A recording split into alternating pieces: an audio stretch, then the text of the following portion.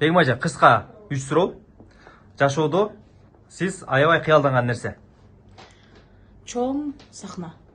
Чоң сахна. Экинчи, сиз корккон нерсе. Мен корккон нерсе бат эле өчүп калуу. Ошону менен бирге эле Бегим ажа, сизди аябай түшөлткөн, ойлонткон нерсе. Мени ойлонткон нерсе ошо кыргыз эли мени аягына чейин колдоп берсе экен деп Кудайдан тиленип отурам азыр. Ошол нерсе ойлонтуп атат азыркы учурда. Бегим ажа, бар болуңуз. Жараткан Алла Таала сиздин рызкыңызды, талантыңызды дагы кенен берген болсун. Жараткан сиздин даражаңызды көтөрсүн. Чоң рахмат, айтканыңыз келсин. Сиздер да бар болуңуздар, аман болуңуздар.